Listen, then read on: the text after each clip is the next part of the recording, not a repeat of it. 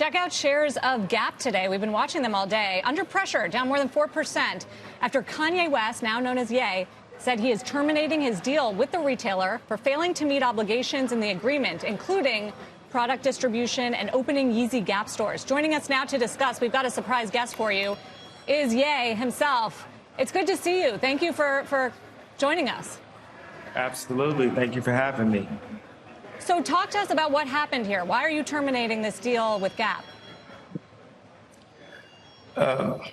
Well, it was always a dream of mine to be at the Gap and to bring the best product possible to the masses. And I always talk to them about doing products for $20, like the best product in the world, designed at the same level of the top fashion houses in the world at $20 for the people. And so we went through 3 years, and, you know, obviously there's always like struggles and back and forth when you're trying to build something new and integrate teams. So we designed an entire collection, and actually I wasn't able to set the actual price that I wanted for this collection. And then they actually took one of the shirts and sold it for $19. So didn't price my stuff at like $200 and above their whole price point normally, and then did the exact shirt for $20. Also, they did pop-ups, and I signed on with them because they had, in the contract, they said they were going to do stores, and they just ignored us about building stores constantly. And it was very frustrating. It was very disheartening because I just put everything I had. I put, you know, all of my top relationships. I went and got Dimna, the head designer of Balenciaga, which is one of the hottest brands in the world, to come. He does couture. And with that relationship, he ended up, you know, working on a Gap collection for me. There are a lot of like things, colorways that I didn't approve. There's a lot of places that the product went to, certain sites where it was like they were just dog and pony and the idea around town. And sometimes I would talk to the guys, the heads up, the leaders, and it would just be like I was on mute or something. And they totally, our agenda, it wasn't aligned. And I know, you know, my family, we're Garmentos. You know, my family, we made the first Louis Vuitton bootleg jogging suits. When they used to confiscate the bags at LAX, that's actually literally my family that would cut up those bags and make jogging suits. We literally would make cross colors. Yeah, you know, this is because people always think of things like the celebrity. This kind of, I wouldn't have been so influential in clothing language. I like that, but I like the word language better than aesthetic, because the language is a base. Aesthetic is just a style. It's a language that me and Virgil and Dimna and Jerry Lorenzo and Matt Williams brought in streetwear, in this like Marc Echoes complex idea of what it is today, what high schools look like today. And everyone knows that, you know, I'm the leader, I'm the king, right? So a king can't live in someone else's castle. A king has to make his own castle. Well, you say that, and it makes me wonder what's the status of your Adidas relationship. I followed that for many years. I saw how you came in when the company was struggling in the U.S., and there was a big turnaround. By all accounts, it seems like Yeezy and Adidas has been a strong partnership, but lately you haven't sounded too happy about it. So they haven't responded to me. What can you tell us about where that stands? Well, you know, being that Casper was let go, they could take all the stuff they were involved in and just blame it on him if that's what they want to do. But any of these relationships that I'm in, like, I have to have a say-so, you know, on the colorways. They were doing colorways. They were naming things. They were sending guys in telling me, don't tell your audience that you didn't name that. And they were slowing down, you know, my allotments, and then copying the ideas, some things took us 2 years.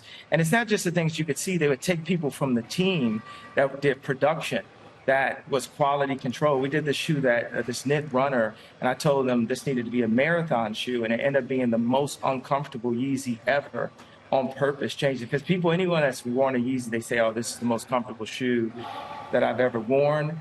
And then they also were supposed to do stores and never did stores. And this company grew like by 85%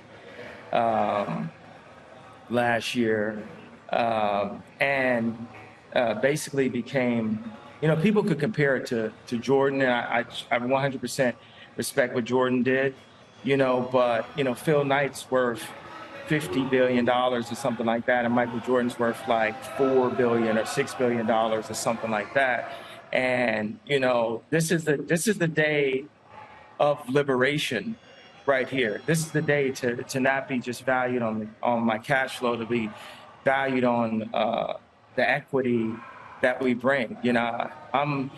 We've seen the influence that we've had on 2 Fortune 500 companies. Also, there's a lot of stuff where they have a lot of commitments to China, and when we wanted to do localized manufacturing, which is completely possible with some of the factories that I'm buying here in California, we can actually bring industry back to America. I feel that in a lot of ways, Europe has been the head of prestige and with the luxury brands and luxury vehicles, and China's been the head of manufacturing. But America, we invented rock and roll. We are the most inventives. We are the youngest startup ever, America itself. So, we invented Apple, we invented Ford, and now we have Yeezy here. And it's not going to be any board members that won't even pick up the phone that their kids are wearing my shoes that get the opportunity to just dismiss me in this way. Like, for instance, like I'm moving my money from JP Morgan over to, Bank of America, possibly, because I go and move $140 million over to JP Morgan. Jamie Dimon never calls me, and I found out Jean Ulrich is one of the heads on the board at Adidas and one of the heads of the board at JP Morgan. So if they're already treating you a certain way at Adidas, it doesn't matter how much money you move over there, they're going to treat you like they meet you. And then people say, she's the head of the Asia division, to be fair, at JP Morgan, I think. And yes, she's a board member of Adidas.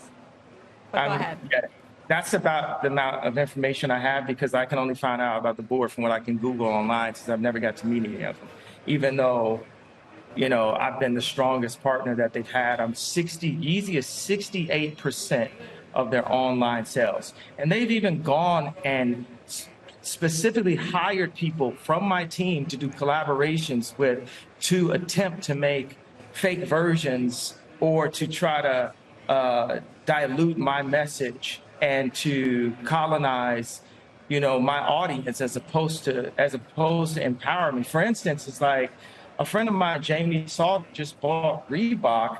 Reebok is worth less than Yeezy, but due to the positioning that I was in the contract, instead of us taking Reebok as the infrastructure for Yeezy, Jamie Salter is able to take that, and I'm over here sitting and, supposed to be this, little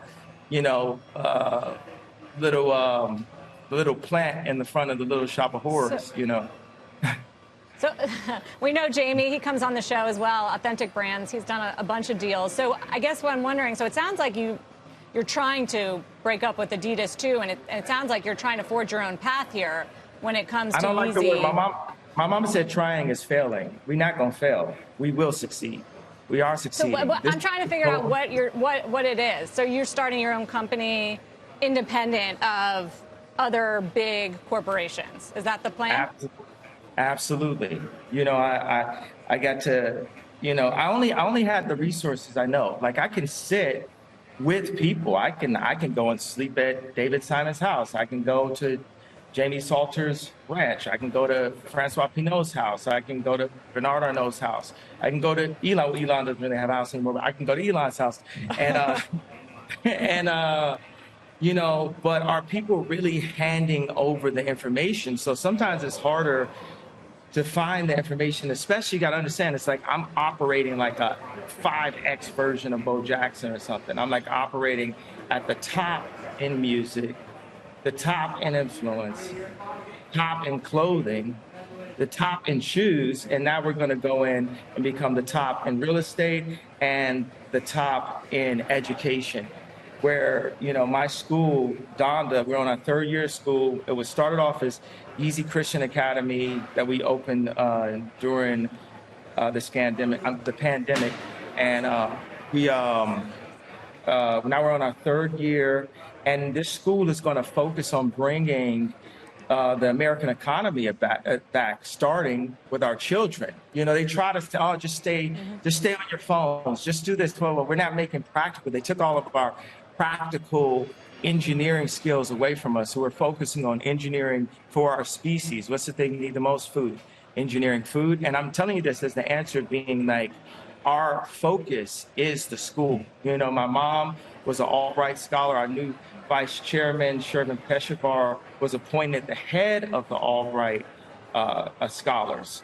So let me tell you what this curriculum is. It's engineering food, engineering automotive engineering, engineering shelter, computer hardware and software, financial literacy and financial engineering, and shout out to Elon, rocket science, just so we could say, our kids understand. But that's the base, the normal reading and writing and all the stuff that, the old guards 100 years ago put up for what our curriculum is. But now we live in this post-Steve Jobs world. Another thing, if you look at TikTok, like in Korea, it's got all kind of things. It's not just indoctrinating and sexualizing, children. It's actually educational. So we're really into the idea of embracing TikTok as an educational tool, because you're not going to